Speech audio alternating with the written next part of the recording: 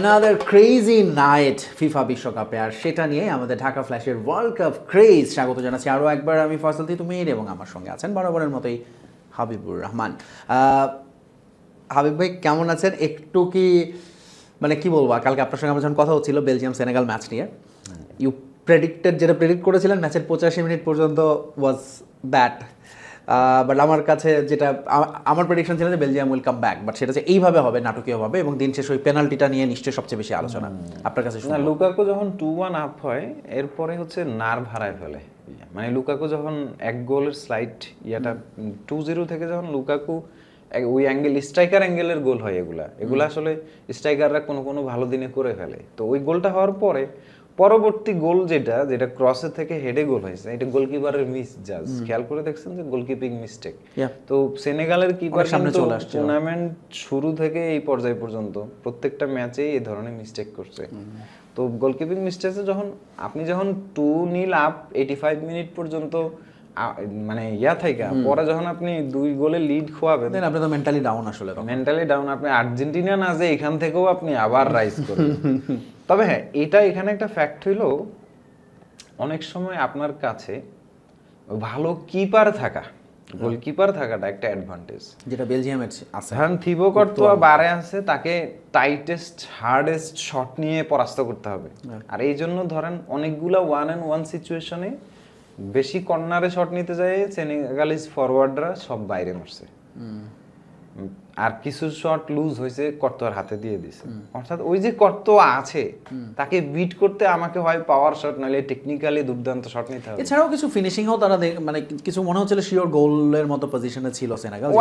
মানে এরকম যে ক্রস আসছে ভালোভাবে মিট করলে গোল, এই ধরনের ক্রস 4-5টা ছিল, কিন্তু তারা ওইভাবে কানেক্ট করতে পারেনি বিকজ অফ মেন্টাল একটা নার্ভাস প্রেসার যে ওখানে কর্তোয়া আছে।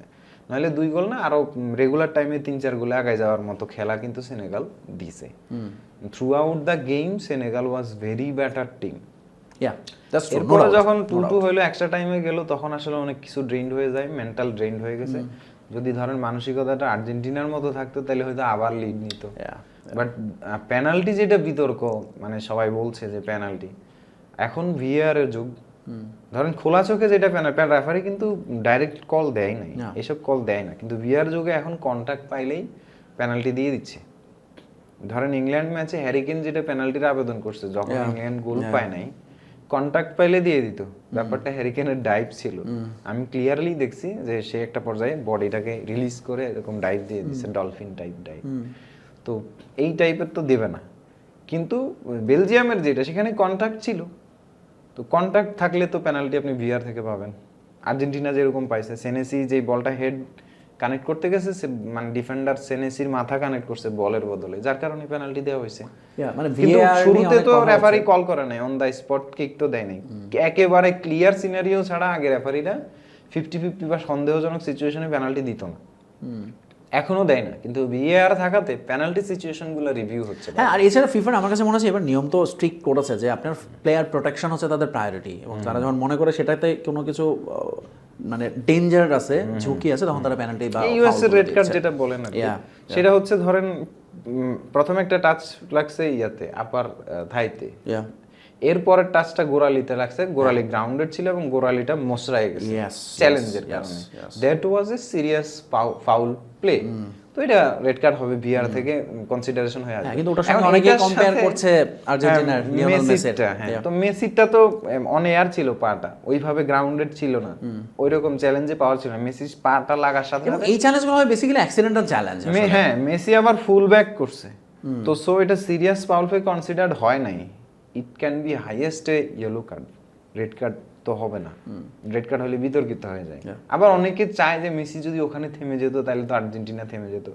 এই কারণে হয়তো অনেকের একটু কষ্ট হচ্ছে যে মেসিকে ওইখানে রেড কার্ড দিয়ে দিলে তো মোটামুটি মানে এতগুলো গোল হয় না, গোল্ডেন বুট রেসে ধরেন এমবাপ্পে মানে বাকিদের সাথে এভাবে কম্পিট হয় না, বুড়ো বয়সে যা দেখেন। মেসি যদি ওইটুক না করতে পারে তাহলে রোনালদোর পারফরমেন্সটা যে অনুজ্জ্বল, সেই জিনিসটা চাপা পড়তো। হয়তো ওই একটা আক্ষেপ থেকে চাচ্ছে যে এই রেডটা কেন হলো না, হইলে তো হয়ে যেত, কিন্তু এটা আসলেই ইয়েলো কার্ড হয়। মানে ফুটবলিং রুলস অনুযায়ী যারা ফুটবল বোঝে, ডিপলি বোঝে, তারা জানে যে এটা হাইয়েস্ট ইয়েলো কার্ডের চ্যালেঞ্জ। এর ক্ষেত্রে আসলে ফিফার যেটা ব্যাখ্যাটা আছে একটা এরকম যে তারা আসলে মানে বেস্ট প্লেয়ারদের প্রোটেকশনের জন্য না, কিছু বেস্ট ক্ষেত্রে প্লেয়ার একটু প্রোটেকশন ইয়ে করে। রুলটা এখানে তাহলে যে ইউএস এর বেস্ট প্লেয়ারই তো খাইলো কার্ডটা। বালোগুনি রেড কার্ড খেয়েছে, বাট তো ধরেন তো- আইকনিক প্লেয়ার লাইক মেসি তারা কার্ড দেয় নাই বিকজ যাতে এই প্লেয়ার মিস করতে পারে তো পরের ও ম্যাচ, তো দুটো হ্যাঁ, ইয়েলো কার্ড পেয়ে ইউএস এর জন্য এখন একটা বড় ধাক্কা হয়ে গেল না এটা। অফকোর্স তো প্রবাবলি তারা আপিল করবে, কিন্তু মনে হয় না তাতে না, লাভ হবে। ফেরত আসবে না। ফিফা কখনো ফিফা বাইরে করাপ্টেড, মাঠের খেলায় ফিফা খুব একটা ঝামেলা করে না, রেফারিদেরকে সম্মান করে। কিন্তু আপনি কিন্তু একটা কথা বলছেন কালকে, যদি ইউএসএ চলে যায় সেমিফাইনালে তখন এইটা মাঠে একটা ভালো অনেক কিছু হয়েছে। হতে পারে। হ্যাঁ, সেটাই। ট্রাম্পকে আমি বিশ্বাস করি না পলিটিক্যালি। ধরেন ইলন মাস্ককে বিলিয়নার বানানোর জন্য, মানে ট্রাম্পের ইলেকশন যেটা ট্রিলিয়নার বানানোর জন্য ট্রাম্পের ইলেকশন জেতাটা জরুরি ছিল। ধরেন ট্রিলিয়নার মানুষ কখন হয়, একের পর মনে হয় 12টা শূন্য। প্রতিদিন No যদি- idea ভাই, এইগুলো হ্যাঁ, আমরা প্রতিদিন আদার আমরা 1 ব্যাপারই। মিলিয়ন করে খরচ করলে মনে হয় 300 কত বছর জানি লাগবে। ঠিক আছে, এবং আরো দরকার ছিল তার একটা, এবং এটা কমপ্লিট শেয়ার মার্কেট স্ক্যাম, বা শেয়ার মার্কেটকে ওইভাবে ম্যানিপুলেট করে করা হচ্ছে। বা মানে আমি তো মনে করি যে মানে পলিটিক্যাল কথাবার্তা বলা উচিত না আমাদের। না না কেন না, মানে এটা তো তারপর আমি ওয়ার্ল্ড মনে করি কাপটাও তো যে পলিটিক্যাল, নানা কারণে ইরান ওয়ারটা অনেকটা শেয়ার মার্কেট ম্যানিপুলেশনেরই অংশ, বিজনেস মাইন্ডেড ব্যাপার। আপনি ধরেন ট্রাম্পের আপনার আরেকটা দরকার ছিল তার পলিটিক্যালি সে যাই করছে করুক, ওয়ার্ল্ড কাপটা আয়োজন করা দরকার ছিল, তাই এটা তো তার আরো বেশি একটা লেগাসি তৈরি হচ্ছে না। হ্যাঁ, মানে এখন সিচুয়েশনই আসলে কর্পোরেট আর বিজনেস ওয়ার্ল্ড তো খারাপ। ইয়া ওইটা ধরেন পুরো পৃথিবী নিয়ন্ত্রণ করে, তা আমরা কি বলতো। এই জন্য আমি চাই যে ইউএসএ একটু আগে ভাগে বাদ হোক, কারণ সেমিটেমি চলে গেলে কিন্তু ঝামেলা। রাইট এই আর কি। ওকে, ইউএসএ তো রাউন্ড অফ 16 মানে ইউএসএ কে নিয়ে খুব আলোচনা মানুষ করছে না, কিন্তু ইউএসএ ভালো খেলে আসতেছে। সো ভালো খেলার সাথে যদি একটু little bit of extra trump যোগ হয়ে যায়, তাহলে আপনি সেটাকে কিভাবে নিতে পারেন। Right. So USA round of 16 চলে গেছে, তাদের প্রতিপক্ষ এখন বেলজিয়ামও ঠিক হয়ে গেছে। বাট আমি একটু বেলজিয়াম সেনেগাল ম্যাচ নিয়ে আরেকবার আসতে চাই। সেনেগালের জন্য তো এটা অবভিয়াসলি একটা হার্ট ব্রেক। আপনি দেখেন আফ্রিকান কাপ অফ নেশনসে যেটা হলো, ট্রফি জিতেও তাদের কাছ থেকে নিয়ে নেওয়া হলো, সেম এই ম্যাচটা যেন মনে হচ্ছে তাদের জেতা ম্যাচ তারা হেরে চলে আসলো। ওকে, এখান থেকে আসলে মানে গরিব কান্ট্রি বা ওই ধরনের ফাইন্যান্সিয়াল স্ট্রাকচার নেই, এখান থেকে আসলে ঘুরে দাঁড়ানোর গল্প তৈরি হতে পারে। আমরা এমনিতেই ওয়ার্ল্ড কাপে আফ্রিকান টিমগুলোর যে ডিসপ্লে, এই ধরনের ডিসপ্লে অনুযায়ী আমরা আশাই করতে পারি যে নিয়ার ফিউচার যে কোনো ওয়ার্ল্ড কাপে একটা আফ্রিকান টিম হয়তো ওয়ার্ল্ড কাপ জিতে যাচ্ছে। সো মানে ডোন্ট রাইট অফ সেনেগাল, তারা হয়তো ওইভাবে কামব্যাক দিতে পারে। টিম তো ভালো, বা সামনের দিকে আসতেছে আইভরি কোস্ট, তারপরে মরক্কো। আফ্রিকার 10টা টিম ছিল, 9টা টিম রাউন্ড অফ 32 তে আসছে, অনলি তিউনিসিয়া বাদ পড়ছে। So it's a super performance না, সুপার পারফরম্যান্স, এবং আফ্রিকা সামনের দিকে ভালো করবে নিঃসন্দেহে। বেলজিয়াম নিয়ে একটা লাইন, সেটা হচ্ছে লুকাকু প্রতি ম্যাচেই সাব হিসেবে নেমে যে ইম্প্যাক্ট, এবং বেলজিয়ামের ওই যে গোল্ডেন জেনারেশন কথা, সেটা কি আসলে এই ম্যাচ দিয়ে মনে হয় যে তাদের হোপ আর একটু বাড়তেছে? হ্যাঁ, বেলজিয়াম ইয়াতে আসতেছে, রিদমে আসতেছে, আর লুকাকু ভালো করলে বেলজিয়ামও ভালো করে, আগেও তো এরকম প্রমাণ ছিল। অথচ এই লুকাকু কিন্তু লাস্ট সিজনে আপনার কয়টা ম্যাচ খেলছে এবং সে ফিটও ছিল না। স্ট্রাইকার ইনস্টিংক্ট ডিফারেন্ট জিনিস, Yeah, কিছু কিছু স্ট্রাইকাররা কখনোই বলে না। Right. Lukaku is one of the, Lukaku হচ্ছে ধরেন অনেক সহজ গোল মিস করবে, কিন্তু অনেক কঠিন গোল করে দেবে, জাস্ট লাইক কাভানি। মানে এবং স্পেনের ফেরান তোরেস দেখবেন যে খুবই সহজ সিট আর ট্যাপ ইন মিস করছে, কিন্তু খুবই ন্যারো অ্যাঙ্গেল থেকে ঠাস করে একটা গোল করে ফেলছে। এরকমটা হইতেই পারে। বাট আপনি যদি ওই রকম স্ট্রাইকার ইনস্টিংক্ট বলেন, গত রাতে আমার মনে হয় হ্যারি কেন বাকি সবাইকে ছাড়িয়ে গেছেন তিনি, যে দুটো একা কাঁধে করে আসলে ইংল্যান্ডকে বের করে নিয়েছেন এরকম ম্যাচ। ধরেন এই মুহূর্তে ওয়ার্ল্ড বেস্ট স্ট্রাইকারকে pure number 9, pure number 9 Harry Kane, এবং কেউ কেউ তো বলছে he is the last of this kind of species, যে এরকম পিওর নাম্বার 9 হল্যান্ড আছে, হল্যান্ড আছে। হ্যাঁ, হল্যান্ড আর হ্যারি কেন হলো একদম ভেরি পিওর নাম্বার 9। এখন ধরেন বায়ার্নে যাওয়ার পরে হ্যারি কেনের স্পেস গেমটা টটেনহাম থেকেও, এখানকার যে স্পেস রিডিং গেমটা, এটা আরো বেশি ডেভেলপড হয়েছে। এখন তো একদম দৃশ্যমান গেল মানে সেকেন্ড আপনি গোলে। শুনেন, স্ট্রাইকারের একটা প্রাইম এজ আসে যখন স্ট্রাইকারকে থামানো ইম্পসিবল হয়ে যায়, এই ধরনের নাইনদের একটা প্রাইম এজ আসে। হ্যারি কেনের ভেরি মাচ প্রাইম হলো এটা। আগের হ্যারি কেন অনেক ডেঞ্জারাস ছিল, বাট আমি মনে করব this Harry Kane is completely different. এই ওয়ার্ল্ড কাপে ওই হ্যারিকেনের সাথে স্ট্রাইকার ইনস্টিংক্ট ওয়ালা হ্যারিকেনের সাথে যোগ হয়েছে ক্যাপ্টেন হ্যারিকেন, লিডারশিপ ওয়ালা হ্যারিকেন। সো দল যখন মাচ নিডেড, ওই সময়ে যেই প্লেয়াররা পারফর্ম করে, ওইসব প্লেয়াররা আসলে ওই কান্ট্রি ওয়াইজ ধরেন লিজেন্ড হয়ে বা লেজেন্ড স্পেশালি হয়ে গেছে।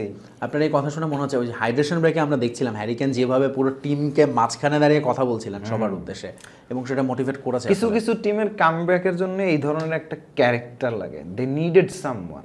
আমি মনে হয় হাফ টাইম পোস্টও দিয়েছি যে someone have to be there. তো এই সামওয়ান টাইপের প্লেয়ার হওয়ার যোগ্যতা আছে হ্যারি কেইন, ব্রাজিলে ভিনিসিয়াস, তারপর আর্জেন্টিনায় তো আছেই মেসি, তারপরে ধরেন ফ্রান্সে কিলিয়ান এমবাপ্পে, ফ্রান্সের অবশ্য কিলিয়ান এমবাপ্পে, ডেম্বেলে যে কেউ হইতে পারে এই সামওয়ান। আর হচ্ছে স্পেনে লামিন ইয়ামাল, পর্তুগালে রোনালদো বলবেন? হ্যাঁ, পর্তুগালে অবশ্যই Ronaldo is someone, still Ronaldo is someone.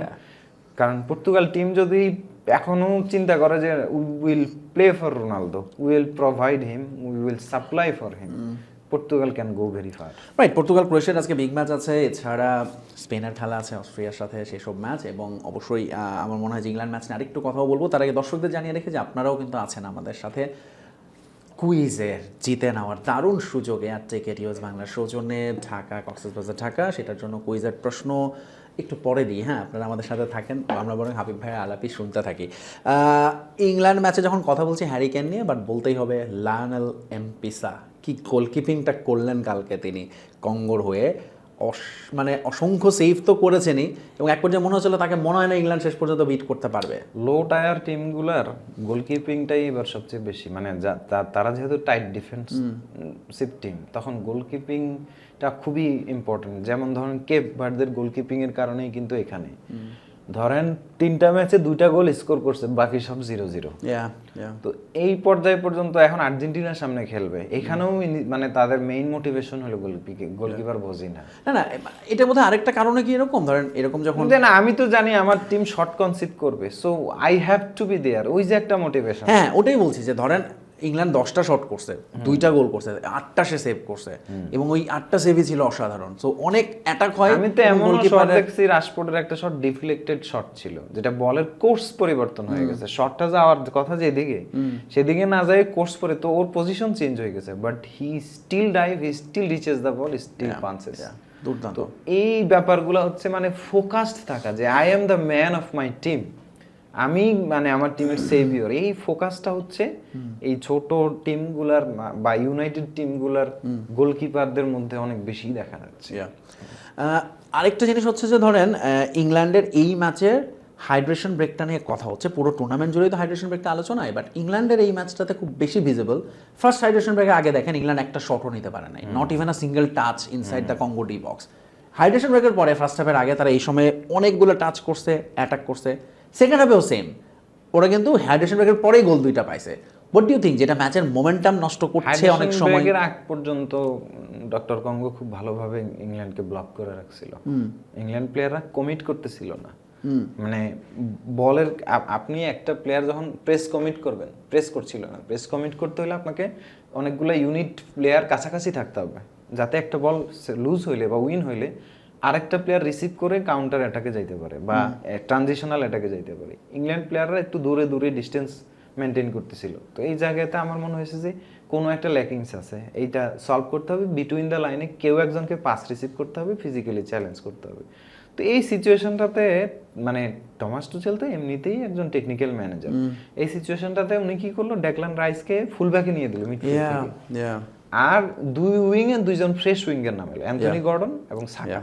সাকা একদিক থেকে স্ট্রেচ করা স্টার্ট করলো উইথ ডেকলান রাইস, আর এই দিক দিয়ে গর্ডন হচ্ছে গিয়ে ইনসাইড অ্যাটাকে আসতেছিল, মানে উইং থ্রু, মানে রাফিনিয়া যেভাবে বার্সেলোনায় খেলে এভাবে ইনসাইড অ্যাটাকে আসতেছিল, এবং সাকা আর রাইস মিলে একটা সাইডে ওভারলোড করে ওই সাইডটাকে রিলিজ করছে।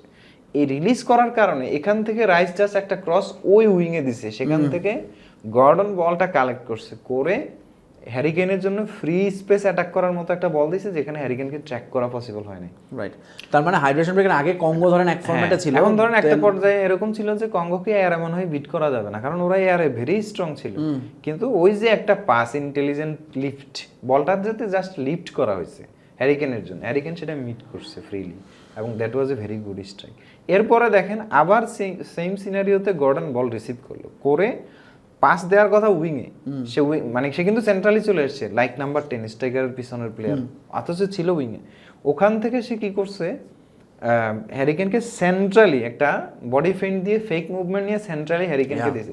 হ্যারিকেন যখন সেন্ট্রালি বলটা রিসিভ করছে সে দেখছে যে শুটিং জায়গা নাই, শুটিং স্পেস নাই, বলটাকে টান দিয়ে ইয়ার দিকে নিয়ে চলে গেছে, সাইডে নিয়ে গেছে, কিন্তু ওখান থেকে স্ট্রাইকারদের জন্য একটা শুটিং অ্যাঙ্গেল থাকে, সেই অ্যাঙ্গেলটা গ্রাউন্ডেড নিলে সেভ হয়ে যায়, নিতে হয় সেকেন্ড বারে হাইট দিয়ে।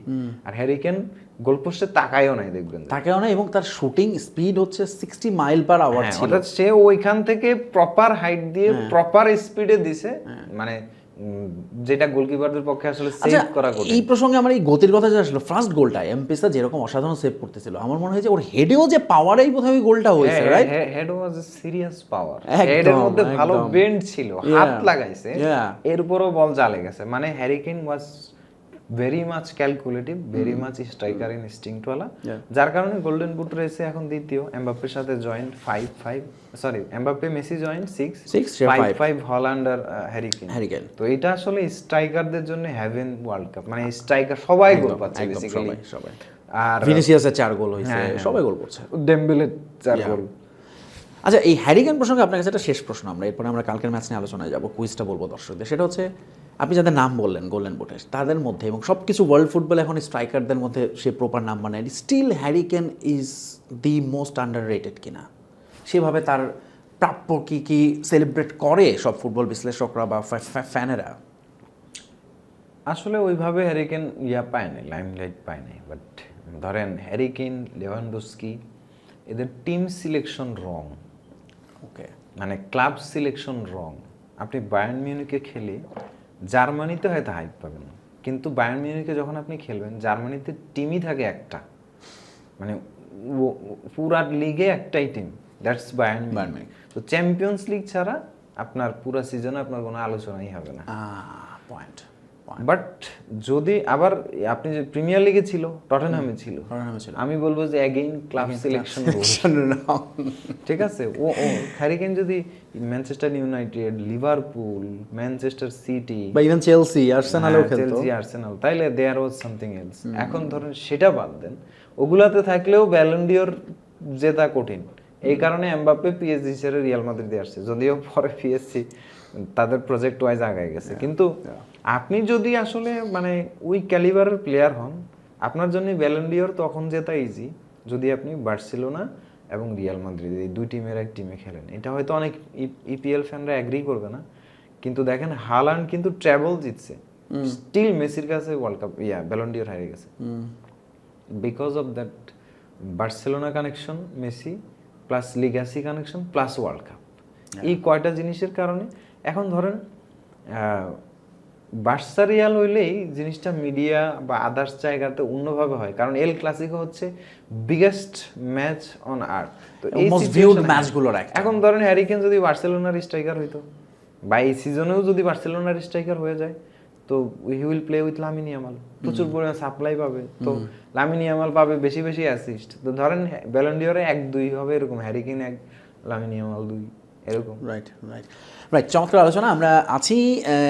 কিন্তু নজর দেবো এখন বিগ ম্যাচ পর্তুগাল ক্রোয়েশিয়া, মানে লুকা মডরিচ ভার্সেস ক্রিস্টিয়ানো রোনালদোর। তার আগে আমাদের একটা ছোট বিরতির সময় হয়ে গেছে, কুইজও বলবো আপনাদের।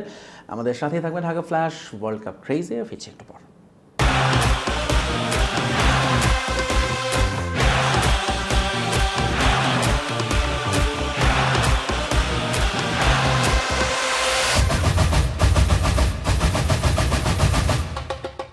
দেখছেন Dhaka flash world cup craze, সাথে আছে আমি ফয়সাল তিতুমির এবং আমাদের সাথে আছেন হাবিবুর রহমান। জানিয়ে দিচ্ছি আমাদের সামনে যেহেতু রাউন্ড অফ 16-এর এখন শ্বাসরুদ্ধকর সব লড়াই চলছে নিশ্চিত করে নেওয়ার জায়গা রাউন্ড অফ 32 থেকে, এর মধ্যে আমরা লাইন আপ কিন্তু কয়েকটা পেয়ে গেছি। প্যারাগুয়ে ভার্সেস ফ্রান্স প্রথম ম্যাচ, যেটা দেখতে পাচ্ছি কানাডা মরক্কো তারা মুখোমুখি হবে, ইউনাইটেড স্টেটস এবং বেলজিয়াম। ইউএসএ বেলজিয়ামের আজকে রাতের পরে ঠিক হয়ে গেছে। ব্রাজিলের প্রতিপক্ষ নরওয়ে, যেটা নিয়ে হাবিব ভাইয়ের একটা প্রেডিকশন আছে, সেটা আমরা বলবো। মেক্সিকোর সাথে পড়েছে ইংল্যান্ডের খেলা। আমার কাছে এই ম্যাচটা হতে যাচ্ছে one of the most entertaining match.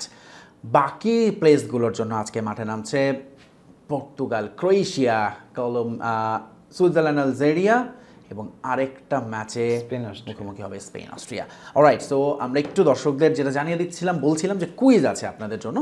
গতকালকে তো কুইজের অনেকেই উত্তর দিয়েছেন। এই কুইজ কিন্তু আমাদের চলবে বিশ্বকাপ ফাইনাল পর্যন্ত। প্রতিদিন আপনাদের সঠিক উত্তর দিতে হবে। যিনি সর্বোচ্চ সংখ্যক সঠিক উত্তর দেবেন পেয়ে যাবেন ঢাকা কক্সবাজার ঢাকা ইউএস বাংলা সৌজন্যে এয়ার টিকিট, এবং যিনি দ্বিতীয় সর্বোচ্চ সঠিক উত্তর দিবেন পেয়ে যাবেন ঢাকা সিলেট ঢাকা ইউএস বাংলা সৌজন্যে আরেকটি এয়ার টিকিট। আচ্ছা, আজকের প্রশ্নটা বলে দিই, কোন খেলোয়াড় ফিফা ওয়ার্ল্ড কাপের ফাইনালে দুটি ভিন্ন দেশের হয়ে অংশগ্রহণ করেছেন? কোন খেলোয়াড় ফিফা ওয়ার্ল্ড কাপের ফাইনালে দুটি ভিন্ন দেশের হয়ে অংশগ্রহণ করেছেন? অপশনগুলো বলে দিচ্ছি। Option A Franz Beckenbauer, option B Luis Monti, option C Jose Nasazzi এবং option D Gian Piero Combi. So এই হচ্ছে আমাদের আজকের প্রশ্ন। সঠিক উত্তর দিয়ে শুরু করুন এবং অবশ্যই মনে রাখবেন আমাদের ইউটিউব চ্যানেল এবং ফেসবুক ঢাকা ফ্ল্যাশের লাইক, কমেন্টস এবং সাবস্ক্রাইব করতে ভুলবেন না। অলরাইট, আমরা আলোচনায় চলে যাই। পর্তুগাল ক্রোয়েশিয়া, সেই ম্যাচটা এমন দুজন ফুটবলার মুখোমুখি হচ্ছেন যারা একসাথে 6টা সিজন মনে হয় খেলছে। রোনালদো, মডরিচ 4টা চ্যাম্পিয়ন্স লিগ জিতছে। তারা একজন আরেকজনকে অ্যাসিস্ট করছে অনেকগুলো, একসাথে অনেক কিছু করছে। আজকে তারা মুখোমুখি, এবং মডরিচের কাজটা কি হবে আসলে রোনালদোকে আটকানো? না, of course not, but still they will face each other. আপনার কাছে এই ম্যাচ নিয়ে, আপনি দেখলাম এরই মধ্যে বলছেন যে কোয়ার্টার ফাইনালে ক্রোয়েশিয়া যাবে, পর্তুগাল যেতে পারবে না। আপনার ব্যাখ্যাটা শুনতে চাই। এখানে আসলে একটা ব্যাপার হচ্ছে, আমরা আশা করতে পারি ক্রোয়েশিয়া যাবে, কিন্তু যাওয়া উচিত তো পর্তুগালেরই, তাই না? এখন ধরেন পর্তুগালের প্রবলেমটা কি, আমি শুরু থেকে বলে আসছি। ধরেন আমি রোনালদো ফ্যান না, সেই জিনিসটাকে সরাই রাখি অ্যাজ এ নিউট্রাল পয়েন্ট থেকে অ্যাজ এ ফুটবল ফ্যান হিসেবে যদি আমি বলি, তাহলে পর্তুগালে এখনো রোনালদোর চেয়ে ভালো ফিনিশার তো কেউ নাই। রোনালদোই ফিনিশার। সো আপনার টিমের ফিনিশার হচ্ছে one of the best striker, ball striker in the world. তো তাকে কমফোর্টেবল জোনে, শুটিং জোনে বল সাপ্লাই দেওয়ার দায়িত্ব কার? তার টিমমেটদের, অফকোর্স। পর্তুগাল মিডফিল্ডের, ফুল ব্যাকদের, উইঙ্গারদের। রোনালদো এখন আপনার জন্য নিচে যেয়ে খেলা তৈরি করবে না, রোনালদো প্লে মেক করবে না। সেটা রোনালদো 2022-এর আগে রিয়াল মাদ্রিদে এসেই সেটা ছেড়ে দিছে। রোনালদোর কাজই হচ্ছে বক্সে অ্যাওয়ারনেস থাকা, বক্সে অ্যাওয়ার থাকা, যখনই চান্স আসবে কাজে লাগানো। রোনালদো ধরেন 10টা টাচ নিল ইনসাইড দ্য বক্স, তাহলে আপনি ধারণাই করতে পারেন যে 2টা গোল হবে। ইনসাইড দ্য বক্সে 10টা টাচ নিলে আপনি 2টা গোল হবে। তো পর্তুগালের যে টিম 2 গোল স্কোর করলে তো তাদের কোয়ালিফাই করে যাওয়ার কথা। সো সেক্ষেত্রে why don't you supply 10 touches or passes to Ronaldo inside the box? আচ্ছা, এখানে আমি একটু ছোট্ট বলি। ধরেন তাকে সাপ্লাই ঠিক আছে দিচ্ছে না, রোনালদো নিচে নামবে না, বাট হোয়াট অ্যাবাউট, ধরেন আপনি যেটা বললেন যে এই মুহূর্তে রোনালদোই বেস্ট ফিনিশার, বাট কখনো কখনো কি মনে হয় যে Rafael Leao could be more effective? পর্তুগালের বেস্ট ফিনিশার রাফায়েল লিয়াও তো স্ট্রাইকার না, আরেকজন স্ট্রাইকার কে? Goncalo Ramos. তো গনসালো রামোসের চেয়ে তো রোনালদো বেটার স্ট্রাইকার স্টিল। তো তাহলে আপনি গনসালো রামোসের জন্য 20টা বল সাপ্লাই দিবেন, রোনালদোর জন্য 10টা দিয়ে দেখেন।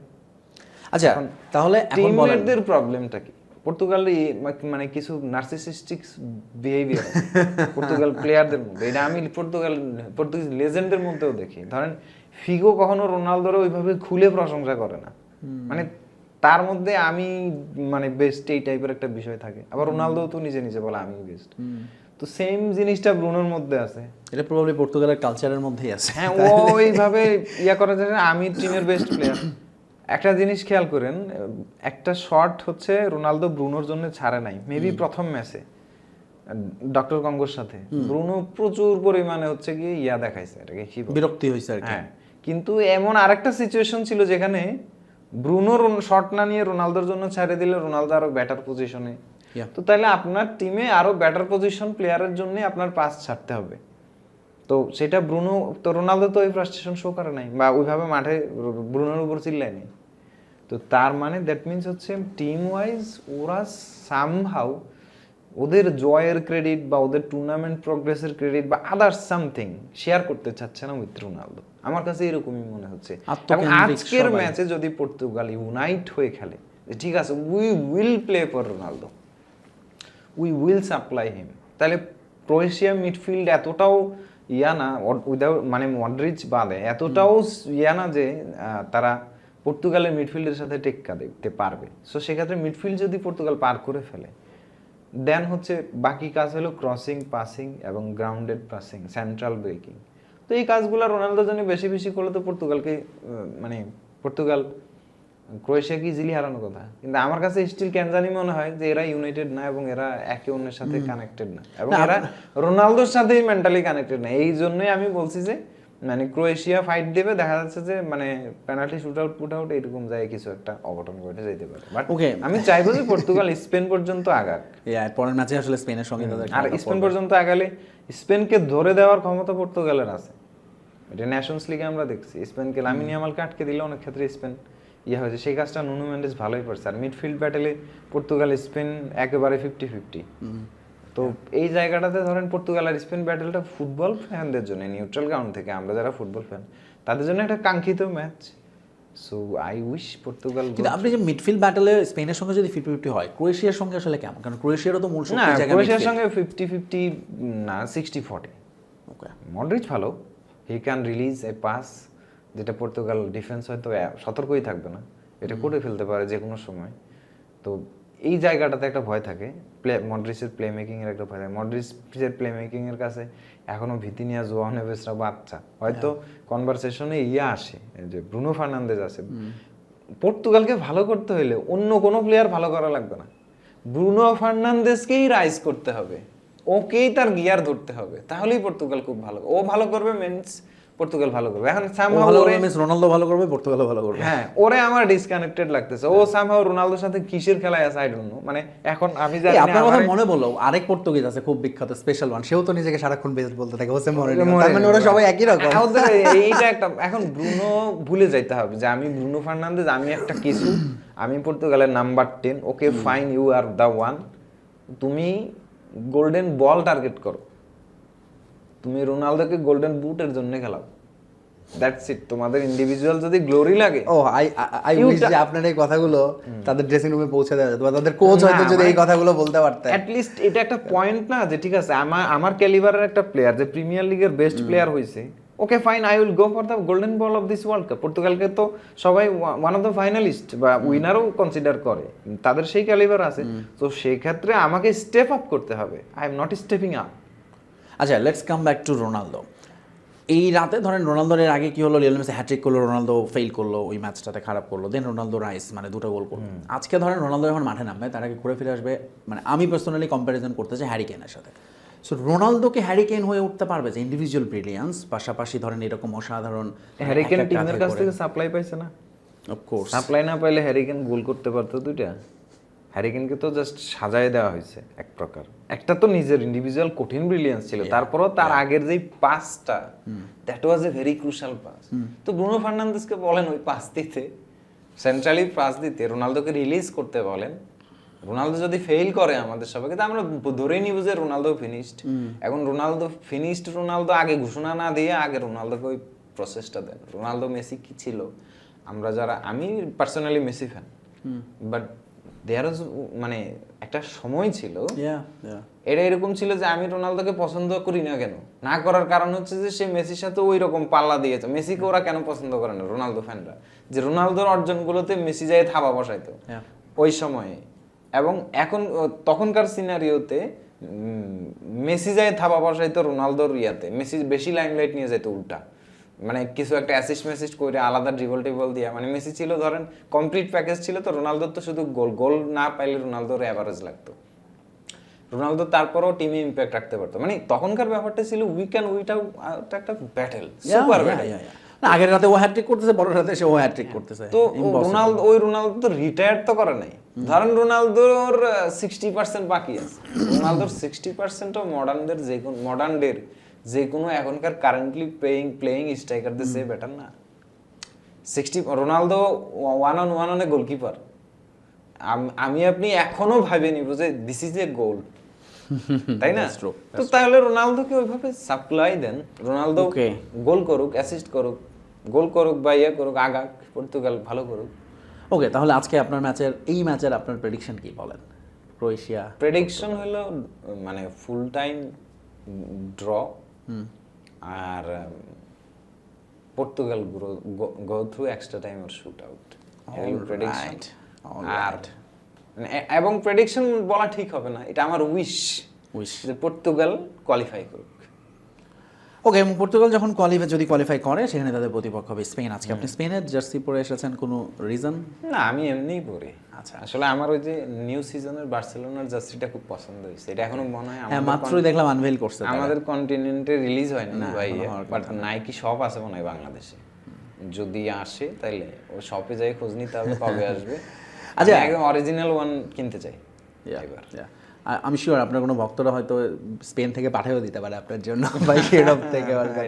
আচ্ছা, so coming back to Spain Austria match, আমার মনে আছে আপনি আর্জেন্টিনা অস্ট্রিয়া ম্যাচের আগে আপনার সঙ্গে যখন কথা বলেছেন Austria will give tough time to Argentina, এবং সেটা আসলে আমার মনে হয় খানিকটা হলে অবশ্যই দিয়েছে। সেম আজকের ম্যাচে স্পেনের সঙ্গে অস্ট্রিয়া, এনি চান্স অস্ট্রিয়া তো gegen precis team, but Spain তো বল বেশি দেবে না, তো গেগেন প্রেস হবে। সো গেগেন প্রেস বেশি করতে যায় যদি অস্ট্রিয়া অনেক বেশি জায়গা দেয়, স্পেস বেশি দেয়, স্পেস বেশি অফার করে, স্পেন উইল মানে এত বেশি এক্সপ্লয়েট করবে যে এটা বিশাল হাই স্কোরিং ম্যাচ হয়ে যেতে পারে। আবার অস্ট্রিয়া যদি নিজেদেরকে অ্যাডাপ্ট করে কিছুটা মিড ব্লক অফার করে, মিড ব্লক খেলে আর মানে নিজেদেরকে ওইভাবে কাউন্টার স্ট্র্যাটেজির জন্য সাজিয়ে রাখে, তাহলে স্পেন হারতেও পারে। আপনি মানে আমি বিলিভ করি, বুঝছেন? অস্ট্রিয়া যদি তাদের মিড ব্লকে সফল হয়, দে ক্যান হার্ম স্পেন। মানে ক্ষমতা আছে, সক্ষমতা আছে, দে ক্যান স্কোর, তাদের স্কোরিং ইনস্টিংক্ট আছে তারা হয়তো আর্জেন্টিনার গোল দিতে পারে নাই, কেন পারে নাই আই ডোন্ট নো, বাট স্পেনকে হয়তো তারা গোল দিতে পারবে। স্পেনের ধরেন খুব ক্রুশাল হবে পাও কুবার্সি কিভাবে খেলতেছে তার উপরে, এবং তার সাথে কে থাকছে, লাপোর্ট নাকি অন্য কেউ, সেটা এখনো জানি না। তো লাপোর্টই থাকে মনে হয়, লাপোর্তেই থাকার কথা ফার্স্ট 11। তো কুবার্সি ব্যাকলাইন পাহারা দিবে, লাপোর্টে ইন্টারসেপ্ট করবে। কিন্তু স্পেন যদি আসলেই আজকের ম্যাচে ভালো করতে হয়, গাভি শুড স্টার্ট দ্য ম্যাচ। আচ্ছা, আজকে অবশ্য নিকো উইলিয়ামস নাই ওই পাশে রাইট উইংয়ে, সো সেটা হচ্ছে আরেকটা টেনশন হবে কোচের জন্য, নিকো উইলিয়ামসের ইনজুরি আছে। কিন্তু আপনার লেফট ব্যাকে তো তাদের স্পেনের হয়ে আসল কাজটা করে দিচ্ছে কুকুরেলা, প্রতি ম্যাচেই তার যে পারফরম্যান্স, সে তো লেফট উইঙ্গার হয়ে যায়। একদম। এটা আবার আরেকটু রিস্কি না, ওভারল্যাপিং। হ্যাঁ, অনেক বেশি হাই আপ থাকলে তো এই দিকটা আবার পাহারা দেওয়া মুশকিল হয়ে যায়, এটা একটা ব্যাপার। কিন্তু হ্যাঁ, দুজন থাকলে হচ্ছে তাও আমি বলি যে মানে স্পেনের জন্য লস হয়েছে কি জানেন, এই ওয়ার্ল্ড কাপে ফেরমিন লোপেসটা না আসা। আচ্ছা, এটা একটা বড় লস হয়েছে, বিগ লস। আর নিকো উইলিয়াম ফর্ম বা রিদমে না থাকা, এই দুটো জিনিস স্পেনকে ভোগাবে। আবার লামিন ইয়ামাল ইনজুরি থেকে এখনো ওইভাবে ম্যাচ শার্পনেসে আসেনি। হ্যাঁ, 90 মিনিটস খেলছে না তো সে একটা ম্যাচেও। তো ওইভাবে হচ্ছে কি ম্যাচ শার্পনেস এতদিনে এসে যাওয়ার কথা, মানে যদি লামিন ইয়ামাল শো হয় Australia has no chance.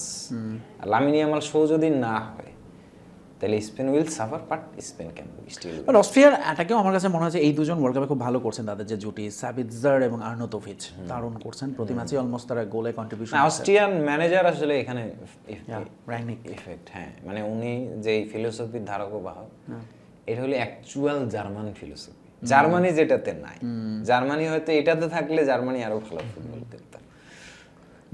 German আইডেন্টিটির যে ফুটবলটা আর কি, ওইটা উনি অস্ট্রিয়াতে নিয়ে আসছে। তো এই অস্ট্রিয়া প্লেইড বেটার দেন জার্মানি।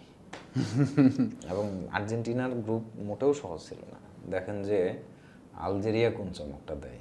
ওকে, আলজেরিয়ারও খেলা আছে সকালে সুইজারল্যান্ডের সঙ্গে, এবং এখানে আপনি মনে করছেন আলজেরিয়া চমক দিতে পারে? আরেকটা ব্যাটল, মানে আমার কাছে মনে হচ্ছে যে আলজেরিয়া কোয়ালিফাই করে যাবে। ওয়াও, ওকে। সুইজারল্যান্ড অনেক স্ট্রঙ্গার টিম, কোনো সন্দেহ ছাড়া, বাট আমার কাছে সামহাও মনে হচ্ছে আলজেরিয়া কোয়ালিফাই করে যাবে। আর অস্ট্রিয়া স্পেনকে টাফ টাইম দিবে। যদি শুট আউট পর্যন্ত যায় তাহলে স্পেনের কোনো গ্যারান্টি নেই। এটা একটা ঝামেলা স্পেনের জন্য। এবং স্পেনের পরবর্তী ম্যাচ মেবি পর্তুগালের সাথে, সেটা যদি শুট আউটে যায় তাহলে বিগ প্রবলেম। রাইট, সো অনেকগুলো ম্যাচ এবং খুব এক্সাইটিং মোমেন্ট আমাদের জন্য অপেক্ষা করছে। আলজেরিয়াকে আপনি কেন মনে করছেন যে তারা আসলে কোয়ালিফাই করে যেতে পারে? আলজেরিয়ার গোলকিপিং পজিশনটা একটু নড়বড়ে, মানে গোলকিপার, বাট তারপরেও মানে অনেকগুলো গোলকিপিং মিস্টেক হয়েছে। জিদানের ছেলের কাছ থেকে এই গোলকিপিং মিস্টেকটা একেবারে মানাচ্ছে না আর কি। কিন্তু সামহাউ আমার কাছে মনে হচ্ছে যে এই একটা ম্যাচে হচ্ছে ওর পুরনো ক্যালিবারটা ফেরত পাবে। মানে এমন একটা অপোনেন্ট পাবে যে অপোনেন্টটাকে তাদের শো করার মতো কিছু থাকতেছে।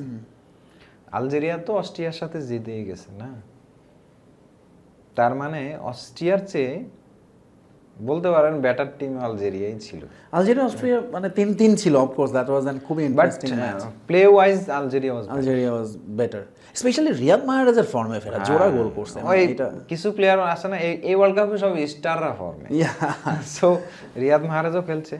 দেন সুইজারল্যান্ডেও আপনি গ্রানিত শাকা, তারও তো এটা লাস্ট ওয়ার্ল্ড কাপ হতে যাচ্ছে প্রবাবলি, এবং সেও লাস্ট ম্যাচও বোধহয় অ্যাসিস্ট আছে তার নেই অলসো, মানে তাদের ওই আর সেও তো তার দলের বড় তারকা। মানে তারপরও আমি স্টিল আমার পাল্লা আলজেরিয়ার পক্ষে, ওকে পক্ষে বলতে আই এম সাপোর্টিং দেম। আমার কাছে তাদের খেলা ভালো লাগছে, তারা আর্জেন্টিনাকে চ্যালেঞ্জ করে খেলছে। মানে আছে না আর্জেন্টিনা ওকে ফাইন আমরা ড্রব্যাক করব, আমরা লো খেলবো, বাট তারা লো থাকে নাই, 3 গোল খাইছে ঠিক আছে, ওটা মেসির আউটস্ট্যান্ডিং কিছু ব্যাপার ছিল এই কারণে হয়ে গেছে, but they were very brave, তারা আর্জেন্টিনাকে অ্যাটাক করছে, হয়তো মানে ওইভাবে গোল করতে পারে নাই, পরে কিন্তু তারা ঠিকই খোলস ছেড়ে বের হয়েছে। সো অস্ট্রিয়াকে হারাই দেওয়ার কথা, অস্ট্রিয়াকে হারাই দিলে তো ইরান যাইতো ওয়ার্ল্ড কাপে, ওটা একটা নাটকীয় মোমেন্টাম ছিল, ওরা মনোযোগ হারাই ফেলছিল লাস্ট মুহূর্তে, গোলটা দিয়ে ভাবছিল কোয়ালিফাই করে ফেলছি। এগুলো ছোট টিমের এই সমস্যাগুলো আছে আর কি। রাইট, আমরা তো পর্তুগাল ক্রোয়েশিয়ার প্রেডিকশন শুনছি আপনার কাছে, বাকি দুইটারও একটু শুনতে চাই। Austria Spain, Austria Spain 3-1 3-1 maybe maybe, এই অফ কোর্স prediction তো আসলে- প্রেডিকশন তো প্রেডিকশনই। আর এবং হচ্ছে আলজেরিয়া সুইজারল্যান্ড, আলজেরিয়া সুইজারল্যান্ড হচ্ছে 1-0 Algeria. 1-0 Algeria. Okay, alright, let's see কি হয়। আমার মনে হয় আমরা একেবারেই শেষ দিকে চলে এসেছি হাবিব ভাই, আর্জেন্টিনার ম্যাচ বাকি, মানে আর একদিনই আছে রাউন্ড অফ 32, সেটা নিয়েও নিশ্চয়ই আপনার সাথে কথা হবে। অসংখ্য ধন্যবাদ হাবিব ভাই, আজকের মতো তাহলে আমরা শেষ করছি আমাদের Dhaka flash world cup craze. এবং শেষ করার আগে মনে করিয়ে দিয়ে যাই যে আপনারা অবশ্যই আমাদের সঙ্গে যুক্ত থাকবেন ফেসবুক এবং ইউটিউবে, লাইক কমেন্টস শেয়ার করবেন, সাবস্ক্রাইব করবেন। এছাড়া www.dhakaflash.com এই ওয়েবসাইট ভিজিট করতেও ভুলবেন না। কুইজ জিতে যে পুরস্কারের সুযোগ আছে সেটাতে অংশ নিন সবার জন্য। আজকের প্রশ্নটা নিশ্চয়ই পেয়ে গেছেন, সঠিক উত্তর দিলে আমি আরেকবার কি বলবো প্রশ্নটা, কোন খেলোয়াড় ফিফা ওয়ার্ল্ড কাপের ফাইনালে 2টি ভিন্ন দেশের হয়ে অংশগ্রহণ করেছেন? সেটার উত্তর লিখে ফেলুন এখনই আমাদের ফেসবুক এবং ইউটিউবে। যিনি সর্বোচ্চ সংখ্যক উত্তর দিতে পারবেন বিশ্বকাপ শেষে তার জন্য থাকছে পুরস্কার ইউএস বাংলা সৌজন্যে। তো আমি ফয়সাল তিতুমির আজকের মতো শেষ করছি আমাদের Dhaka flash world cup craze. দেখা হচ্ছে আবার আগামীকাল, ভালো থাকবেন, বাই বাই, টাটা।